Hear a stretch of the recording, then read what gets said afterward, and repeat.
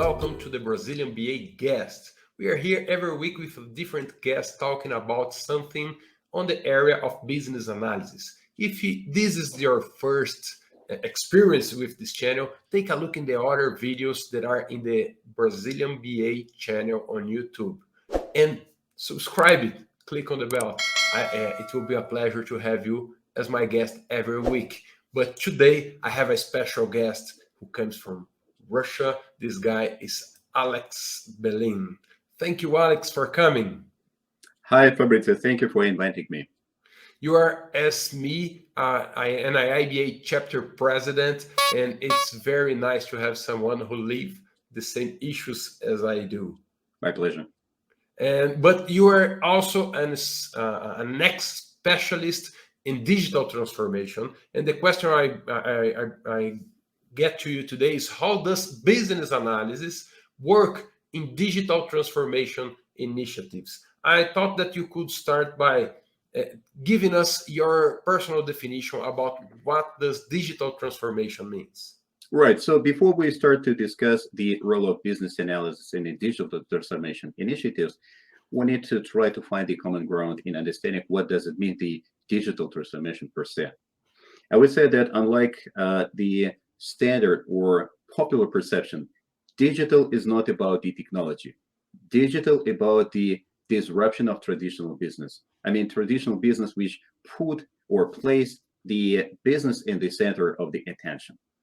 You know, Ken Fulmer, former president and CEO of IBA International, he wrote an article, Crossing Chasm from Traditional to Digital World. And I have this article in front of me. And in this article, he mentioned that digital is about creating a brand new business model by placing the customer at the center of the attention and creating process that offer incredible customer experience enabled by technology. So the technology is just enabler in the digital transformation initiatives. And we usually say that the companies that successfully pass through the digital transformation, they disrupt the business, they disrupt the market. And the question is, how do they manage to achieve that? And the answer is they just moved a bit focus of their business from the product to customer experience, which means they don't ask the questions, hey guys, what functions we want to deliver, or even what product we want to provide to the customer.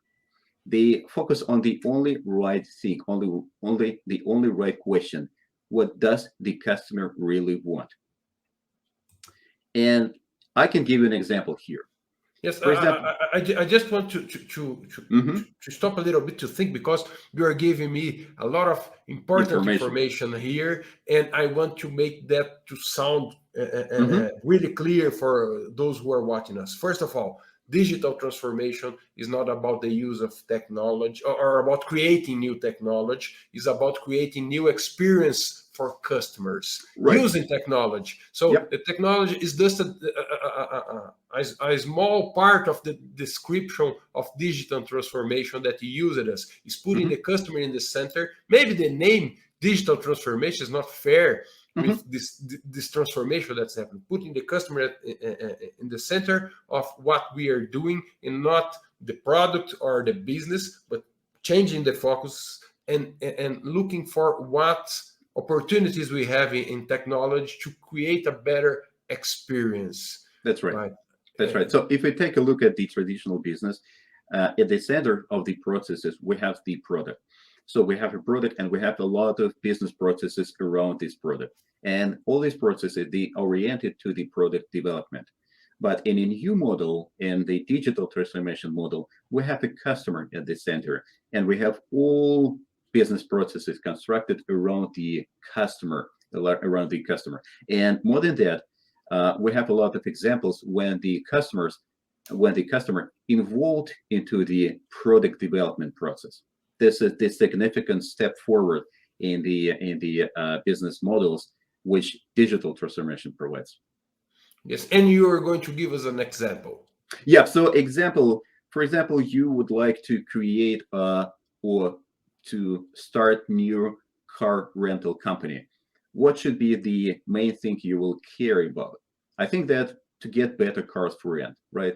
Or maybe to provide with a cheaper rent, or maybe closer location. But in case you care about this thing only, you will create the company which is similar to the thousands of existing companies, and you will need to compete with all these companies in order to get your piece of cake, right? Right. That's not a disruption per se. Another example, the Zipcar. This is an American company. This company addresses the only right question: what do customers really want?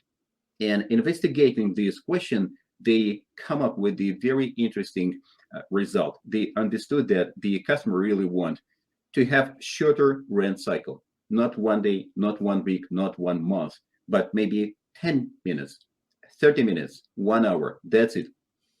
Well, Customer wants customer doesn't want to care about the payment for the gas and for the insurance, right? And customer wants to find the car in any location where the customer needs this car, to make a tour and to leave this car in the destination, and don't care about this car any longer. And they created this company, they created this business model supported by the technologies, and it was the real disruption. It was the new business model. That is exactly the disruption. interesting, because the focus is on disrupting business. Mm-hmm. But when you disrupt business, I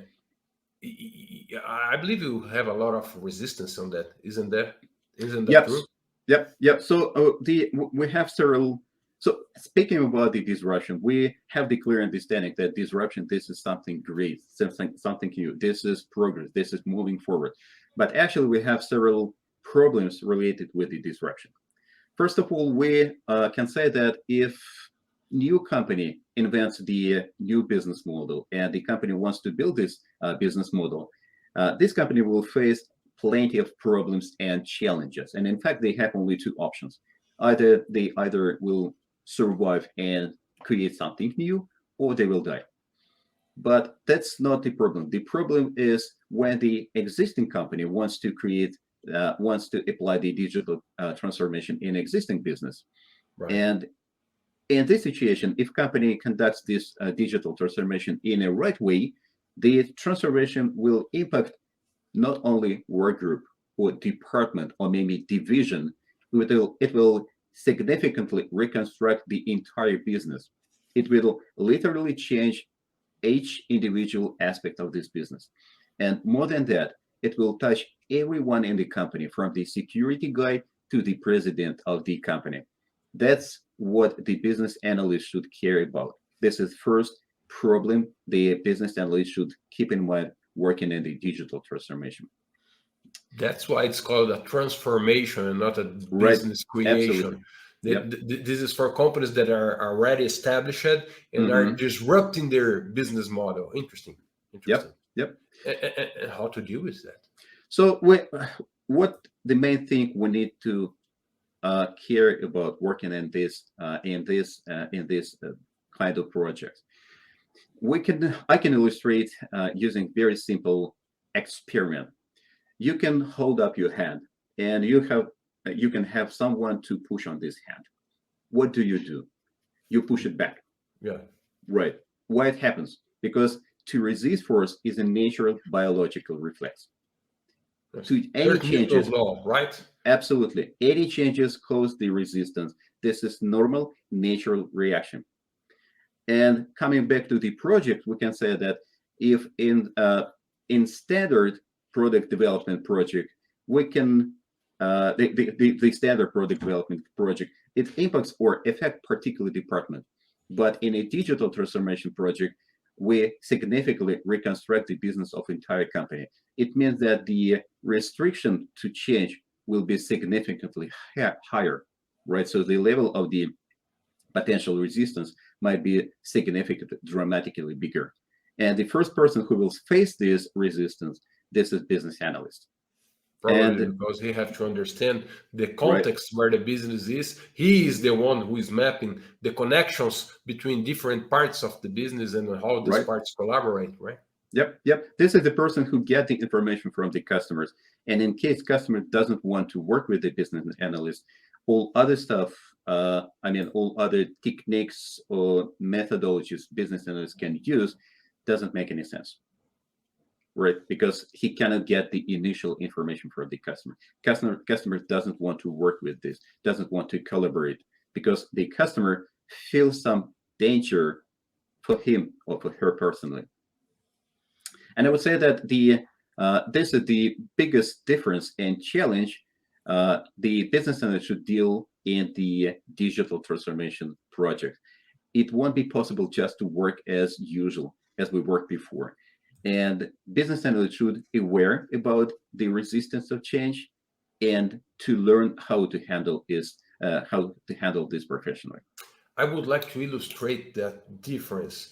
In the Mm-hmm. most projects I have been working as a business analyst, when we are trying to improve something that's already in place, like a process that's not delivering Mm-hmm. the right outcomes, or that is too long, or that it takes a lot of effort to become to give the result. So usually the users or the customers are willing for our intervention, and even the people who is inside the job, Mm-hmm. everyone's is looking forward for the success of our project, because Mm-hmm. this is just going to take the pain out of the way they are working on.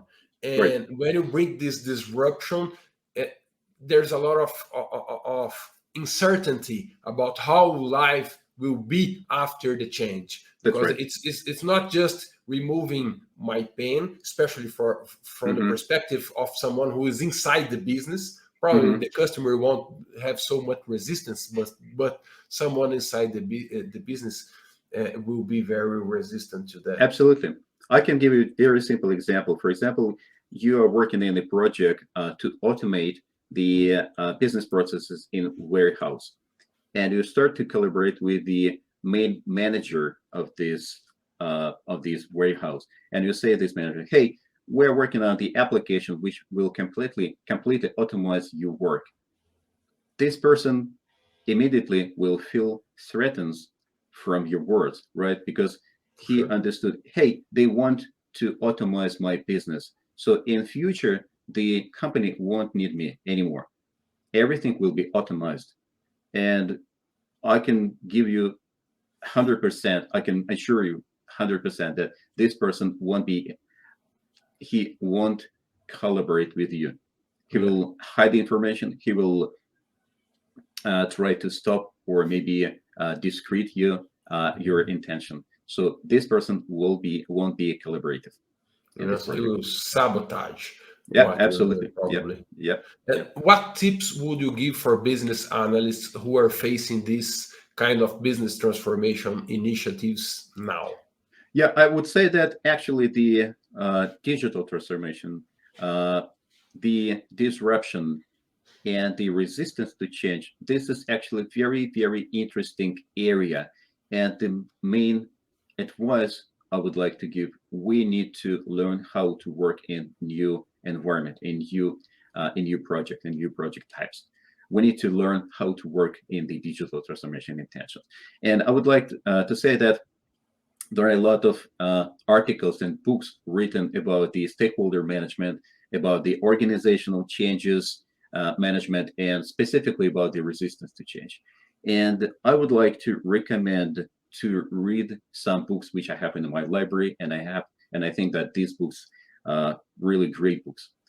First of all, regarding the stakeholder management, this book is Stakeholder Theory, the State of the Art. This is Edward Freeman and the company. This is a great book which can help you to understand how to work with these stakeholders.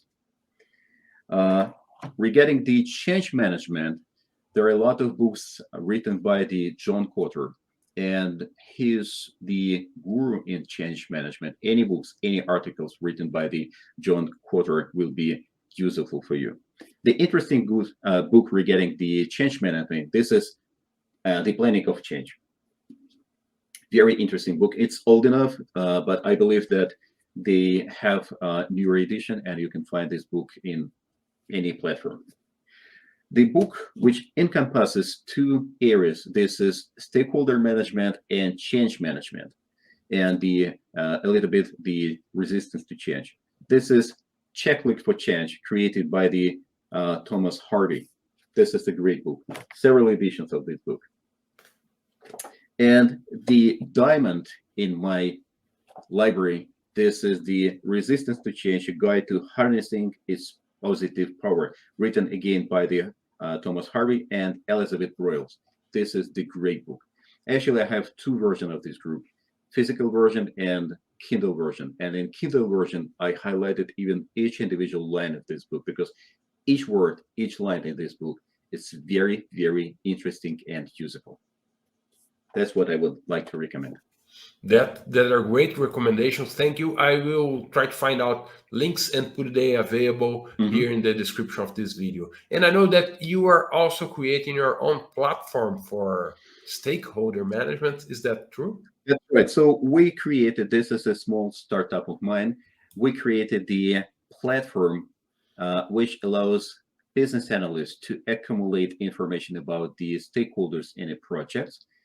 And this application allows business analysts to classify customers based on the several classifications. Most of the, first of all, this is a classification created by Rosemary Webster and Peter Simon. So this is about the classification of stakeholders based on the provided information. And this is about the development of the recommendation, how to work with this or that type of these stakeholders. And this application actually consists another big piece of functionality. This is the functionality to analyze the potential resistance. Resistance, how it looks like in a project, and analysis of the root causes of this potential resistance. What is the reason why they resist to the changes?